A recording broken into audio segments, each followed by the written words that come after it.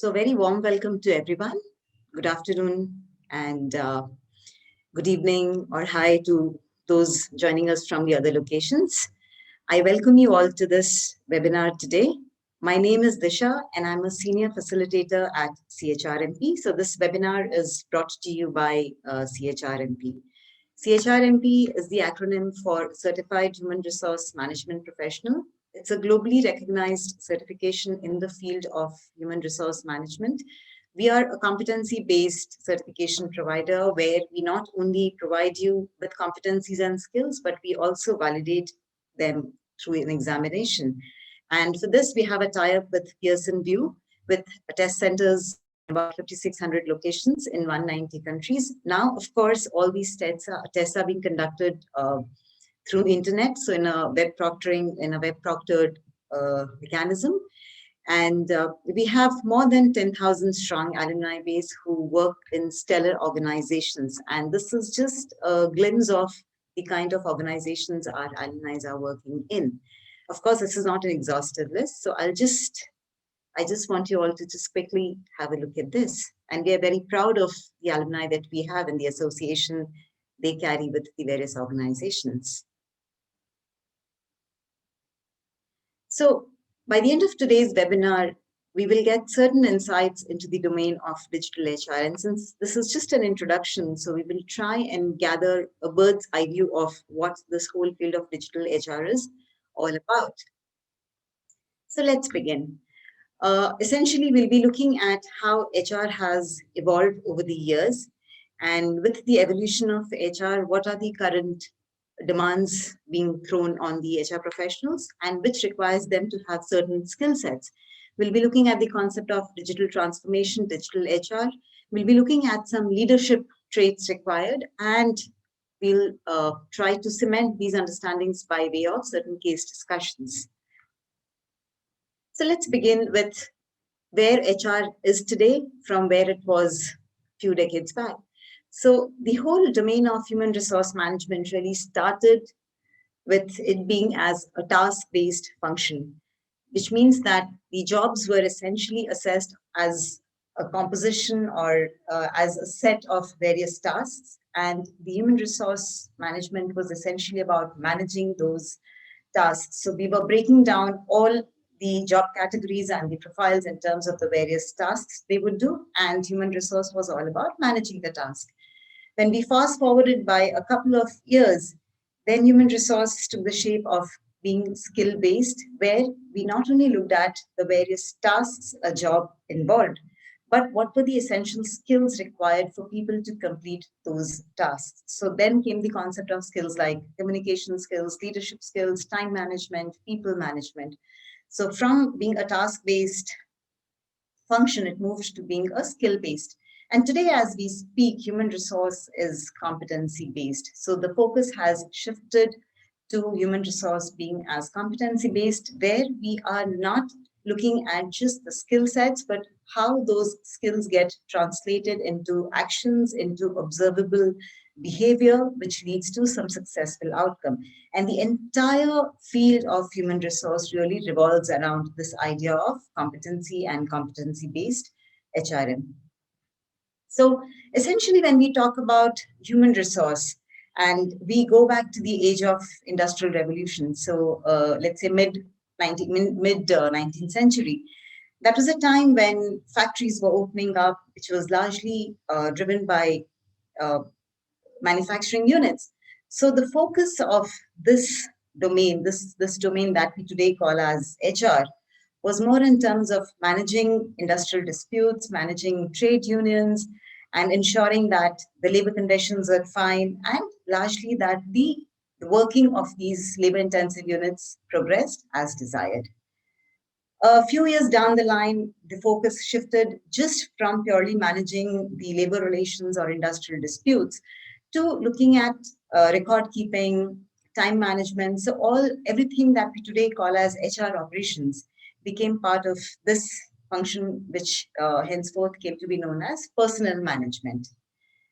Again, when we fast forwarded by a couple of decades, the focus shifted not just in terms of attracting talent, but also in terms of bringing in various other elements of maybe planning for the compensation, ensuring that some amount of learning happens. So the concept of L&D, employee relations.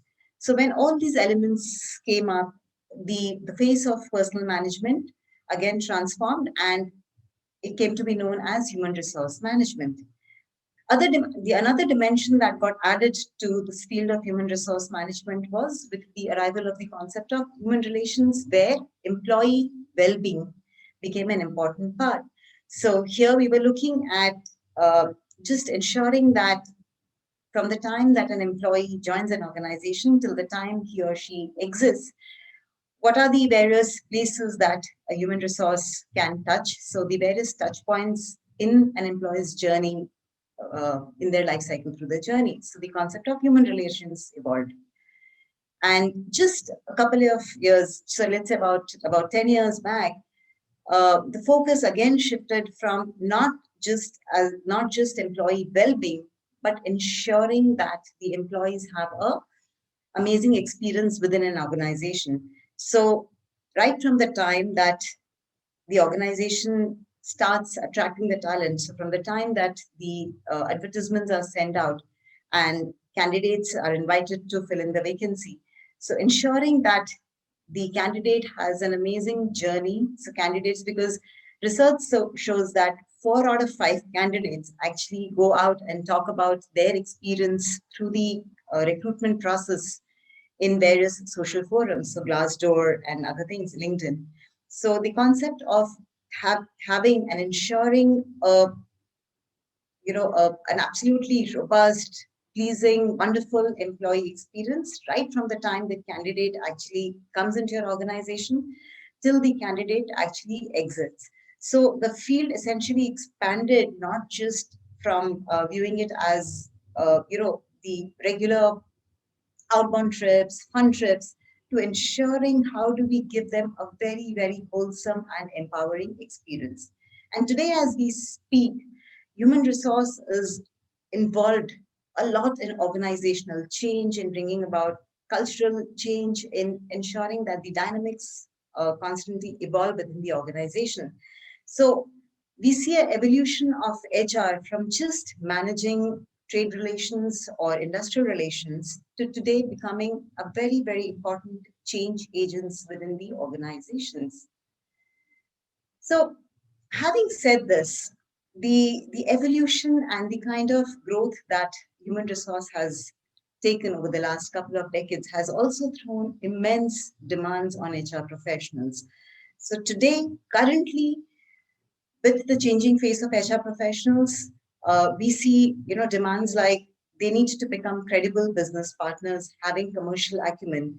So from being a purely support function who would be called upon to fix a problem, now the HRs are involved as strategic business partners. So the whole idea of HR business partners has evolved, and HRs need to work together with their strategic business units, the various departments, right from the time the goals are set to ensuring that whatever support is needed for that particular team, they lend that and ensure that the goals of that SBU is met.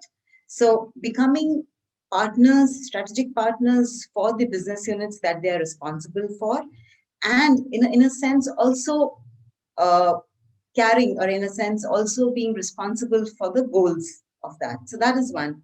Second is about HRs becoming the change agents or growth influencers, growth enablers, and change enablers.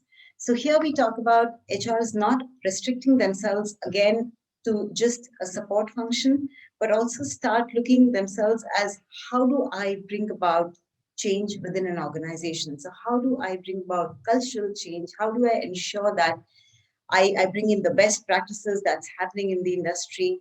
How do I ensure that I get the buy-in of all I get the buy-in of every single stakeholder within the organization?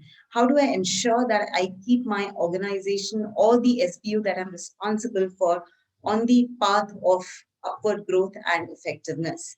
So essentially, we see this change in the mindset of the HRs also from just viewing themselves as a support function, as people who would be called upon only when there is a problem and an issue to be fixed, to taking a proactive approach, to partnering with business, to providing solutions to the problems. So not just about the regular day-to-day HR, but essentially providing solutions to business problem which will have a tangible impact on the business outcome. And the third point is that HRs today need to become thought leaders and opinion leaders. So we are very, very instrumental in shaping the culture of the organization, whether we talk in terms of the workplace, the work environment, or the workforce, the kind of people.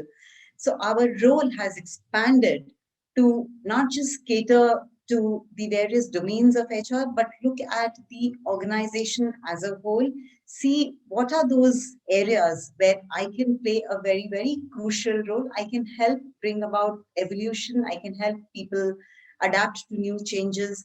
I can help form opinions within the organizations. I can drive change. I can drive opinion. I can drive novel thoughts. I can bring about agility in people. So, in a way, with the changing face of HR, the demands on the HR professionals have only risen. It's only increased, and which means that the kind of skill sets that are required, the new age skill sets required for HR professionals is hugely different from what it was a few decades back. So now we are talking about HR professionals who would like to have or who should have a diagnostic and a predictive insight. So their ability to work with analytical tools, their ability to work with data, gather evidence, study that data, predict. Also, first is gather the data, then find out the problems, so diagnose what the problem is, come up with a solution, predict the outcome of that solution, again go back to the drawing board, study whether the outcome is in line with what the predictive analytics said, make changes to that. So we see a complete emergence of a field of uh, HR analytics, but even we may not have HR professionals who are analytics, but for all HR professionals, there is a strong need to have an analytical bent of mind, to be able to study patterns, to be able to make sense of disparate information lying within the organization in various parts, get them together, study them as a whole, make sense of it, and suggest solutions to business. So predict outcomes, suggest solutions, and again evaluate the outcomes basis what we had initially thought of. Again, the HRs very closely need to work with the IT. So gone are the days when the IT team and the HRs team would work in silos. Today, as we talk, having a strong IT team, but with no support from the HR team is meaningless because HRs are the people who will actually drive the acceptance or the adoption of IT. So when we talk about them being change enablers and thought leaders, it is this whole idea of uh, helping people adapt to the new changes that's happening, whether it is in terms of processes, tools, technology, mindsets. So, in a sense, HR professionals need to be very competent with the technology. So, by technology, it does not essentially mean some of those tools, but having a mindset where we are constantly open to learning what's the latest happening. So, technological competencies is a very crucial skill set. When we talk about agile mindset, it is the whole idea of trying various things. So the approach that we take is iterative. So we work in small jumps, and we're not afraid of trying out new ideas, failing at times, but again going back and evaluating why we failed. So not waiting for one big solution to happen, but really iteratively going on trying various methods, various ways till the time we reach a solution. So having a very nimbleness on your feet to be able to adapt to the constant changes. Agility also means that I'm open to collaboration. I'm open to working with smaller teams. trying out new ideas, evaluating the success of those ideas, refining them, again going back, trying out. So this is the whole concept of having a very, very agile, not a very fixated mindset. And when we talk about strategic capability, it is ensuring that I have the skill sets which will get me to that table, which will get me to the decision making table with the various stakeholders. Now, those skill sets are essentially, again, making a departure from just being a support function to gathering more and more importance as a core strategic function where I am tying up with my business, where I'm offering critical solutions to some of their most important business challenges. So these are some of the critical skills that new age HR professionals require as we've seen the evolution of HR happening. So, which brings us to the very important idea of then what is this field of digital transformation? We hear so much about it. In fact, so much has been said about it. And, as it say that if you put 20 CEOs in a room and ask them what is digital, each one of them will have their own version. So there is so much of disparity even within thought leaders about what is digital transformation. So is it just about application and adoption of the latest technical tools, softwares? Is it that? Is it bringing about a process change within the organizations? Is it about automating your processes so that it frees up time? Is it about a cultural transformation? So is it about bringing about a organization-wide change? What exactly is digital transformation? So that's a very, very pertinent question. Now, in my opinion, it is not a zero sum game. So it is not just one of what we've said. It is actually a sum total of various parts. So it's about adopting technologies. It's about bringing about a cultural change or a shift in the mindset. It's about it's about new ways of working. It's about automating. So it's a whole gamut of things. Though at times the use of word digital may be a little misleading in terms of just focusing on the technology aspect of it. So, what exactly then digital transformation comprises of? So, it's about constant innovation and change. By that, again, as I said, it's about my willingness to constantly evolve, adapt, and adopt whatever is the latest that's happening around me. So, in the current world, which is so which is so volatile, where changes are happening at a very, very rapid pace. Am I really tuned? Am I really tuned to adopt to that change? Am I really in sync with what's happening? And I'm willing to try. So that is about innovation and change. Then the whole idea that I want to track my customer experience. So it's not just about my customers going and having a one time experience with the organization, or even for that matter, my internal customers. It's ensuring that my customers have a seamless, pleasant experience during their interaction with the organization. And with this whole idea of customer experience is closely tied with the idea of employee experience. Because if my employees have a great experience in the organization, my customer experience is bound to be flawless. My customer experience for certainty is bound to be excellent. So, how do I ensure that my employees really value and experience their engagement levels with the organization is very high? That, we're not only talking in terms of coming back and joining an organization, going to work, and coming back.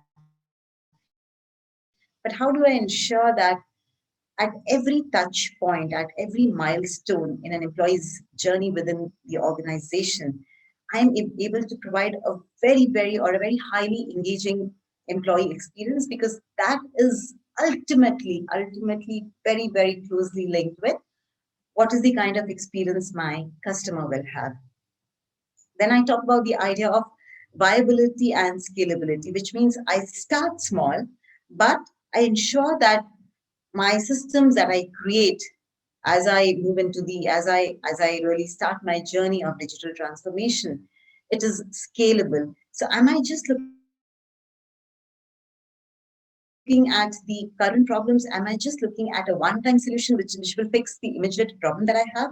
Or I'm trying to create an ecosystem where every time new changes happening, when every time there are new demands thrown by the changing industry, the changing landscape, my organization is able to adapt. So, am I making my internal processes, internal systems so robust that it is able to scale up? Am I making it so viable that when disruptions happen, when various kinds of disruptions happen within the ecosystem in which an organization operates in, the organization is able to not only survive but thrive during those disruptions, right? So for instance, if we take the example of Uber, I think a few decades back, it would have been absolutely unimaginable that there would be a concept like Uber where people can share rides, where people don't need to take their own cars. They can just use an application, they can punch in their destinations, they will find riders who are on the same journey, share rides, and of course at a fraction of the cost. So that is the whole idea of how scalable this model was.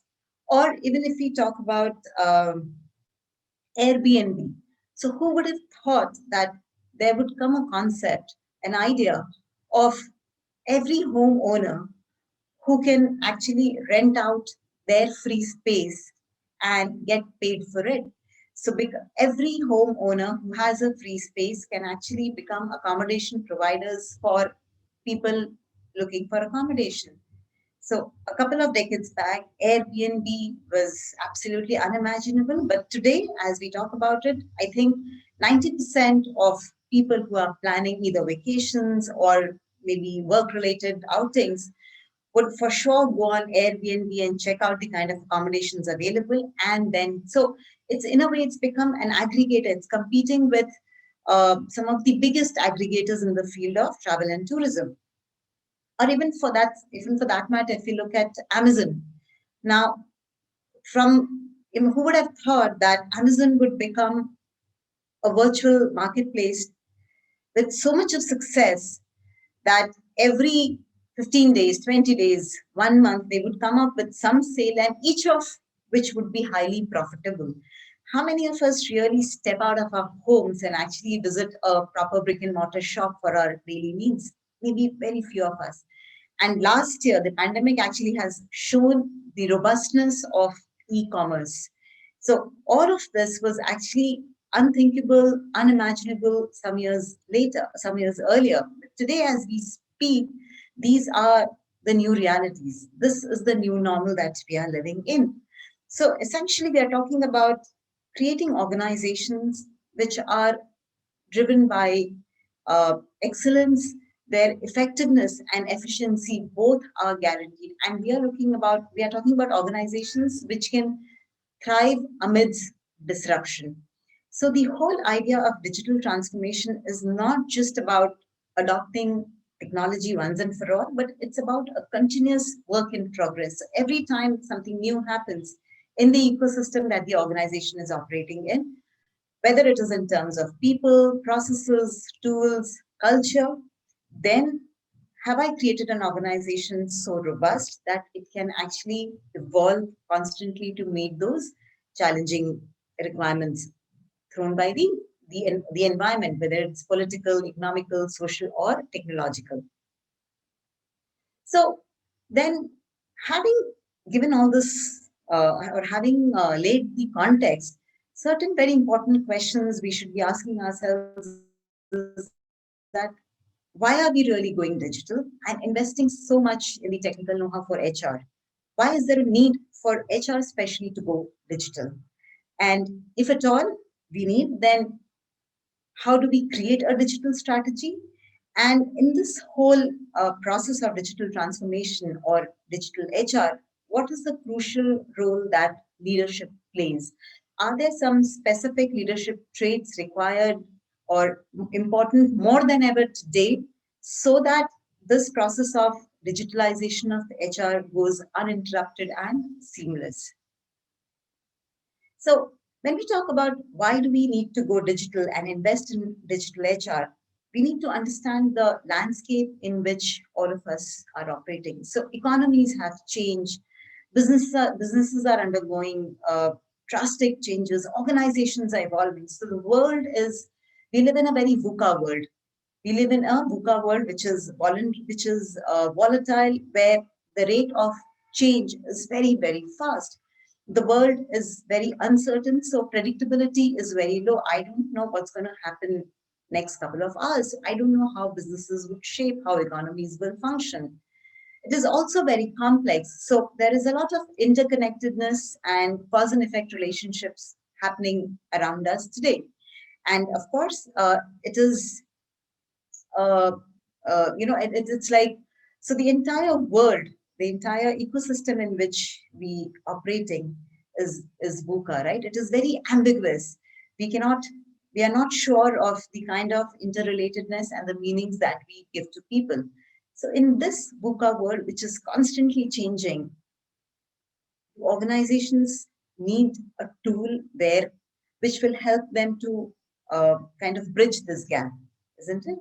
And of course, since the world around us is changing, people are also becoming more demanding, whether we talk of the internal stakeholders, our employees, our top management, or we talk about even the external stakeholders, so my customers, my vendors, my channel partners, everyone is becoming very, very demanding. So now, if an employee asks for information from me, then I need to be able to provide that information very fast. The turnaround time is reducing. The service level agreements or the SLAs for HR professionals is becoming more and more stringent. It is becoming, it's shrinking. So, and even if we look at the external stakeholders, the customers are becoming more demanding, and which is obviously putting a lot of pressure on the employees also to respond fast. All of this really requires the HR to be up the curve, to be prepared to respond with adeptness, to respond with a lot of pace, to respond fast. And yes, the processes around us are also becoming very, very complex. So moving on from a very simple attendance mechanism to now having things like access cards, biometrics, and then ensuring that the data is collated and linking all of that to maybe the company ben, to ensuring the leaves. All of this is so intertwined with each other that we need a mechanism, we need a support, we need a tool which will help us navigate these changes happening at a very, very fast pace. So, hence the need to go digital, hence a need to, wherever possible, automate routine tasks so that it will free up a lot of time which HRs would otherwise have to give. And that time that is saved, the freed up time, can actually be used constructively to partner with businesses in helping them solve their business challenge. So essentially, the role of the HR is expanding to cater to the business, to ensuring that my employees' experience within the organization is fantastic, and to ensure that I am instrumental in bringing about a cultural change. So, hence, we need a digital strategy, which means that how do I go about creating a digital transformation within HR? Is it just about working in silos as an HR department, or do I really need to work with various departments? Is there a correlation between the various departments? Do they come together? Are there synergies that I can use? So, is there a business need which, or is there an objective that I have which has to be fulfilled? Because the starting point for any organizational decision is the goal or the objective. So, what is the objective that I'm seeking to achieve by way of going digital? So, it is a business need. Can I simplify certain things for my business? Can I free my time so that I can use that time more productively in becoming change agent, in influencing an opinion, in bringing about a cultural transformation in OD activities? And all of this is about the choices that an organization does. So, as we speak, while every organization feels and values the need to go digital and adopt a digital HR strategy, CEOs are still struggling with how do we go about it. So the hows and the what is something that the CEOs are still struggling even when we talk about it. So while it is accepted that there is a need to go digital, but how do we go digital is something that most people are still struggling with. So it's all about choices that we make at the right time. Now, in short, if I have to say that how do I create a digital HR strategy, I have to start with my vision, mission, and the goals. So everything in an organization will start with where the organization sees itself, where does it want to go in its journey, what are the various objectives and the goals that it will really pursue, and then how can I use whatever internal systems, processes, and tools that I have to ensure that my goals are met. So, do I need to build new systems or can I improve on whatever I have? Do I need to customize and create a completely new system? Or can I just go about, as I said, working on small incremental changes, use an iterative approach and see if it's working for me, evaluate its effectiveness, evaluate the success, and move on to the other. So in a way, this is how we will be looking at creating and adopting a digital strategy. Now, in this whole gamut of things, we may be talking a lot about digital HR, but the thrust has to come from the leadership. The thrust has to come from the top level. So people at the CXO level or the board, it has to come.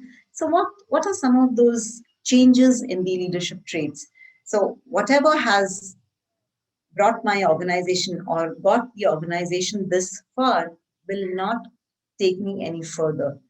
So the first trait is that realization that if as a leader I have achieved a success because of particular leadership style that I have, that cannot go on forever. I cannot use a strict command and a control leadership anymore. I need a leadership which is open to collaboration, which is open to working with teams, leadership which is open to listening to ideas from its employees, because no matter what we may think, but our employees can actually surprise us by giving the best of ideas.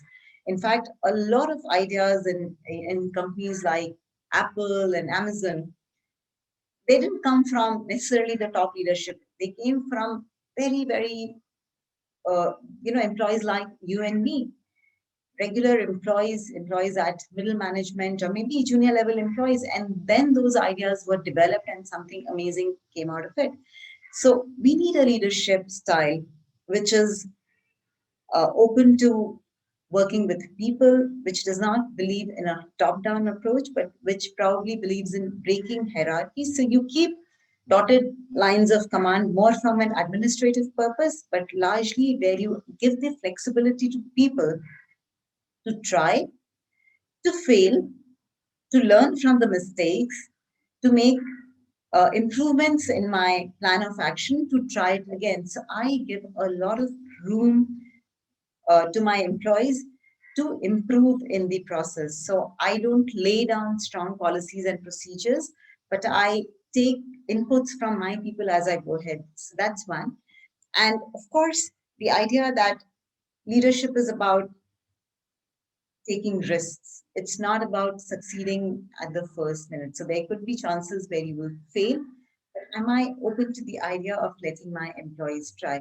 So the whole idea of collaborative leadership, this is what is the requirement of the day. This is what any transformation throws the challenge to the leadership. So we need to break away from the mindset of strict chain of command of a top down approach, but more where we just work as influencers.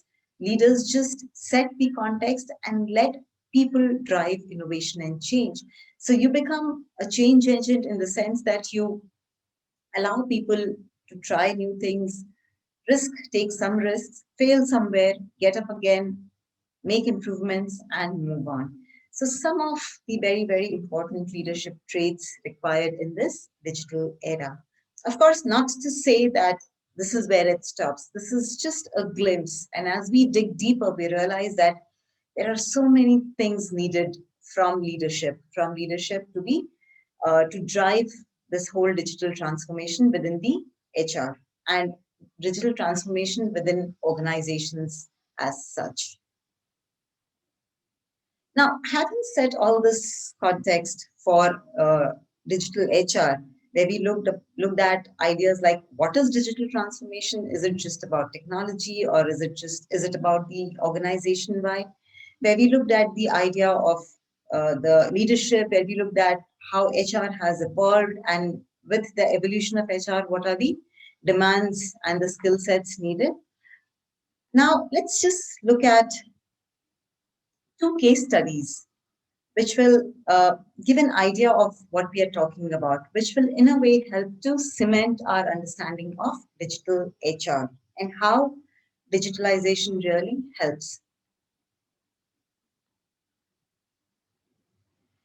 So the first case study is of one of the big four consultancy firms in the world. And like any other organization, for long they followed the traditional method of onboarding, which started from the day that an employee joined the organization. Now, in this industry, the waiting time between giving an offer to a candidate and the offer actually joining the organization on the first day was very, very long. So sometimes extending even up to 6 months. As a result of this long waiting period, and where the HRs or the organization as such did not have any connect with the prospective employee, it led to it led to a decrease in the morale and motivation of the prospective employee. For one, they didn't know what's happening in the organization, and because the waiting period was so long, they seemed a little lost. They were not aware of the recent developments. They didn't know that what is it that future has in store for them. So all of this, and essentially this we are talking in terms of the long waiting period between giving an offer letter and joining. Now, what did this organization do? So essentially they tied up with an application developing company, and which developed a customized application for them for pre-boarding and onboarding of their employees using the tool. Now, there were two sets of employees that they had. One were the fresh graduates, and the other ones were the experienced people. So, for fresh graduates, within those 6 months or 3 months when the wait period would be very high, it was all about creating a connect. It was all about regularly engaging with them, telling them that, uh, what are the latest things happening. But for people who were more experienced, it was more about information dissemination. So it was more about maybe new areas that the organization was entering into, some strategic partnership, some important deals that they've cracked. So essentially, the idea was to keep all sets of their employees before they actually joined the organization connected and engaged with the organization, right? And for this, they use an app, and which help them to pre-board and automate a lot of their onboarding activities. And even within this journey of 3 months or 6 months, they had various milestones where the prospective employees could actually give them feedback 1 month, 3 months, 6 months uh, at various milestones. They could give feedback on what their journey was looking. So essentially, what it did was it helped the HRs get a sense of the pulse of the employees even before they joined. So the way they did it was they gave a welcome pack to the new hires, which was not just about the employee kit or the employee manual where all the policies, but more in terms of help them navigate, so virtually help them navigate through the organization. So it's like, imagine, it's like wearing one of those virtual reality glasses and helping your prospective employees see what's happening within the organization. and preparing them for the first day of the job, even before they physically land into the organization. So, and which actually now we can, if you think of it, the last 1 year has brought this about, highlighted this aspect very, very clearly, I think. With the pandemic, the need for physical spaces has suddenly reduced. But the need for having a good candidate experience, the need for having a great employee experience cannot be overemphasized now. All the more we need to have a very engaged task force, a very engaged workforce. So this is exactly what they went about doing, but they did it long back. And they used this application to actually help them navigate through the system and also help them to get to know the teams. So everything that an employee would actually do before or after they joined the organization, this particular application gave them a 360-degree experience of the organization. And it helped the HRs get a sense of how their prospective employees were feeling. So, if in those various feedback, the idea behind having feedback at various intervals was that if they could sense that a particular employee was not feeling comfortable or feeling demotivated, a teaser or a alert could be sent to the HR, an alert, and this was obviously by way of diagnostics, how the employees would give a feedback. So it was a diagnostic tool. An alert would go to the reporting manager, and then they would be able to tackle this problem, or they would be able to find out the solution to this problem before the employee decides not to even join. This also became an interface where the CEOs and the top management actually went about doing their town halls and interactions, sending out messages to imagine people who were still not physically part of their system. So it helped to create bonding between the prospective employees and the organization. And as a result of which, what happened was that the rating of the candidates' hiring experience went up between 4.45 to 5. So on a scale of 5, it was as high as 4.45. And their first week's experience on joining the organization was again 4.12 on a scale of 5, which means above 80%, very, very good. Initially, when they adopted this new technology for pre-boarding and onboarding, the activation and the acceptance rate was lower. But as people started realizing the significance and the benefit that they were getting, the acceptance and the activation rate among the new hires was as high as 80% and above.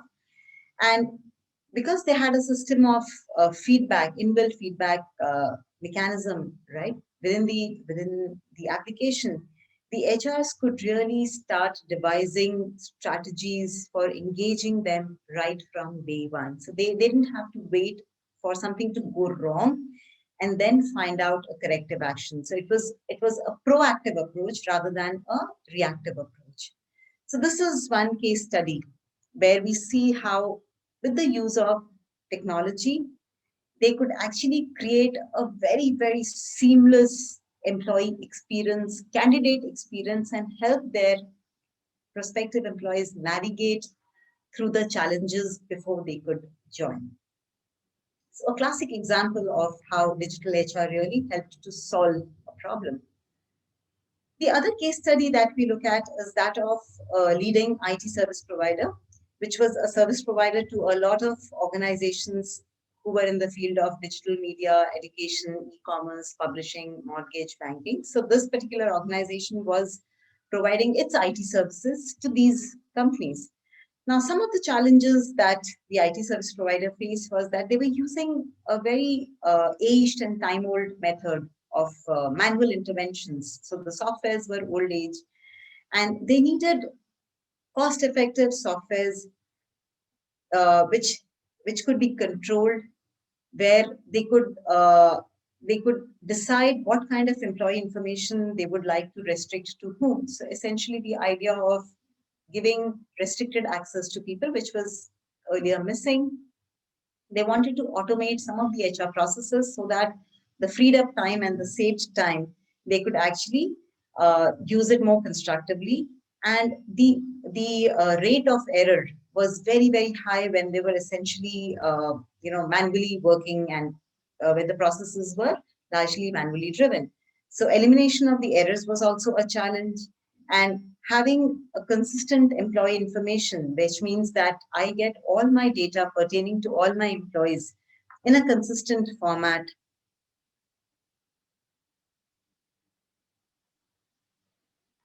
So having my employee information in a consistent format was absolutely necessity, and also ensuring that I'm able to get data from various teams, and I'm able to look at the entire set of data and get a complete picture and not just start looking at them in silos. So these were some of the very critical challenges being faced by this organization. What did they do is they again looked at and resorted to digitization to solve their problems. So they they again got their own customized digital HRIS system made, and where they had different modules to cater to the various business needs. So you had we we obviously know of the various modules that HRIS systems had, but they even went a step further. They got it. They got it customized as per geography, they got it customized as per the business units, they got it customized as per the domains, and which helped them to control the confidentiality of the data. So initially what they were really challenging, in terms of giving restricted access, they could now define, they could have very well defined access policy for the data. Of course, it brought about seamless integration with their attendance, with their access card systems and biometrics, and now all their workflow was role based. So they could define within the HRMS system, as per the role, how much of an access would they give to which employee.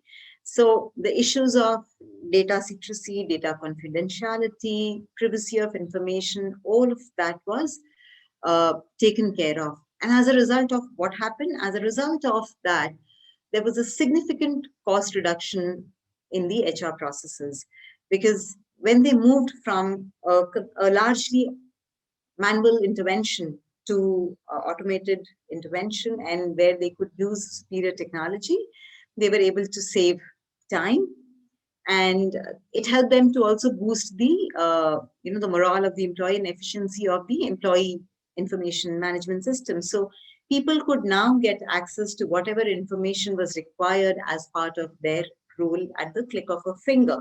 So decision making became faster.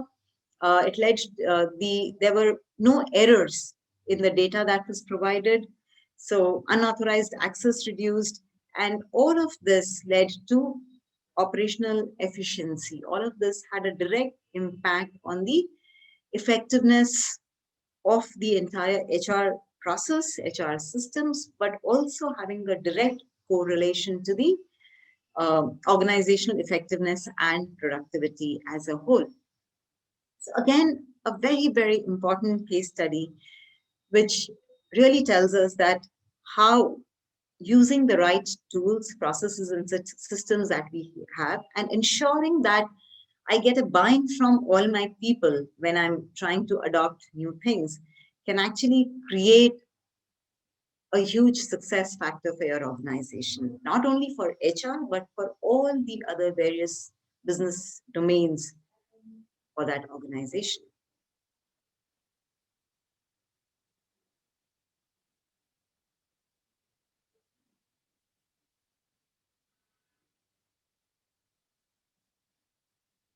Okay, so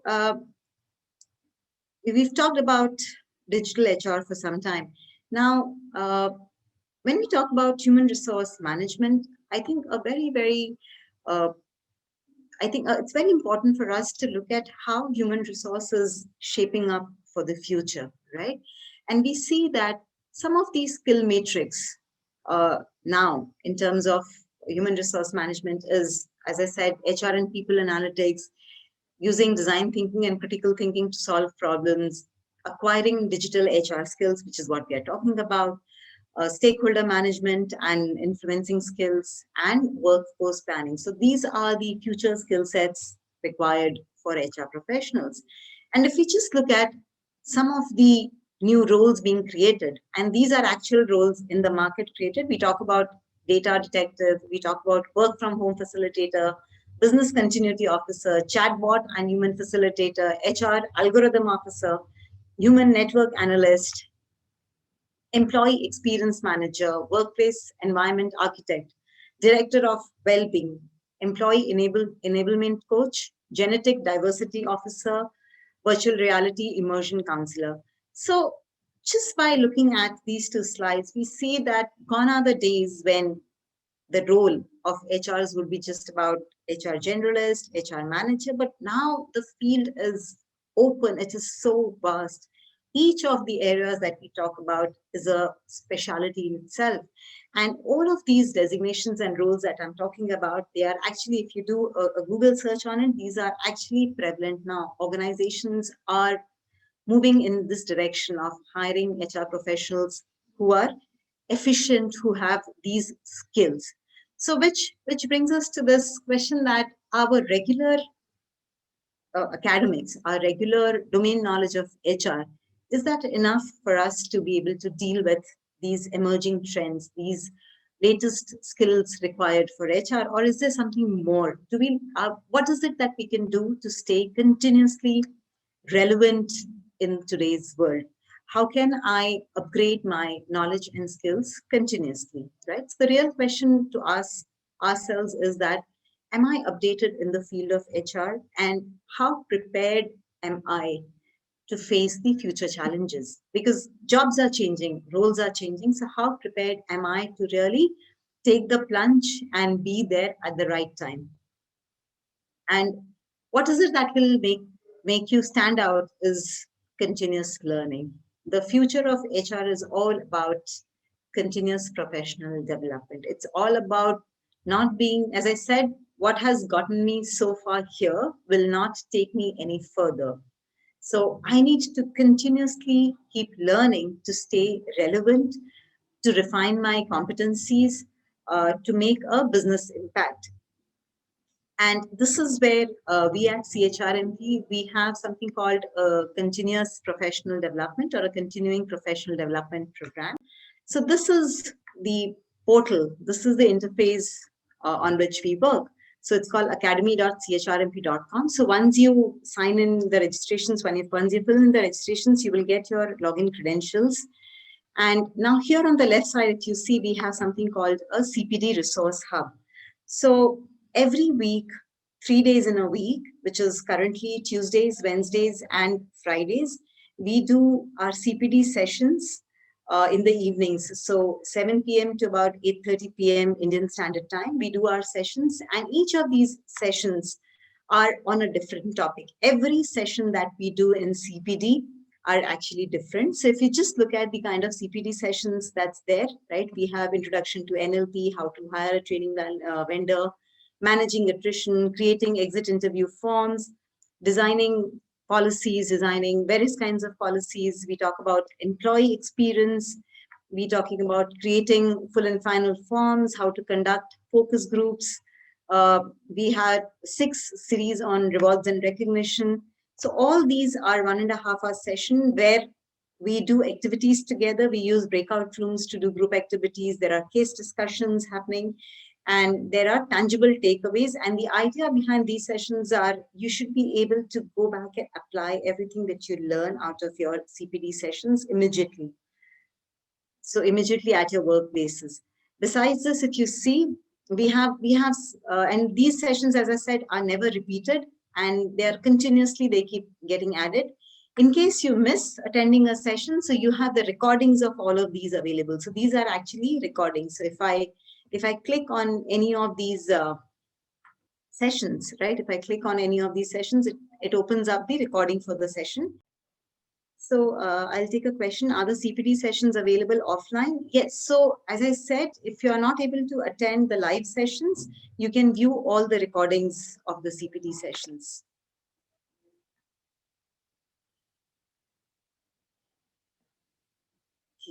Yes, Olympia, if you have any questions, you can write to us. So this is what I would like to show you. So these are essentially recordings of our trainers during the session. So if you miss any of the CPD sessions, all these recordings are available for you to view them, to leave a comment. So if you have any questions with respect to that particular session, you can leave it as a comment and we'll get back to you, we'll respond to you. If you go here to the events tab, it gives you an overview of all the sessions that we have. So for a month you will get an overview of the sessions that we are running. So we are currently doing our series on PowerPoint presentations, creating rewards and recognition, creating a TNA report, building resilience. It's a combination of technical, behavioral, domain specific sessions. All of this is there for you to actually. So in April, if you look at it, we start our series of sessions on instructional design. So these are all sessions to help you continuously learn so that you can stay more relevant in the field of HR. Then you get access to activity feed, which is like your Facebook feed, where uh, the members who are part of the academy, whatever they are writing, and you can share opinions, you can write a post, and you can look at what's the latest that's happening in the academy. You can connect with people. So right now, if you look at it, right, we have 800 plus members in the academy. You can actually network with them. So it's an amazing opportunity to network with people, create your professional networking here.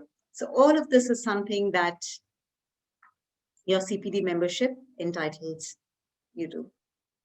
So I just want to leave all of you all with this thought that now is the time, and that's what we saw, that the demands on HR professional is really, really huge. And now is the time when we can invest in ourselves, keep learning the new skills, keep continuously investing in yourselves and keep learning.